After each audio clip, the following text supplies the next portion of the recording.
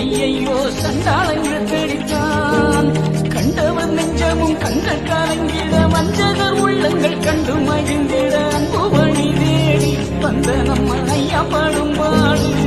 பிச்சனம் வந்துரித்து ஐயாவை சாமி உயர்ந்தெடுத்தான்.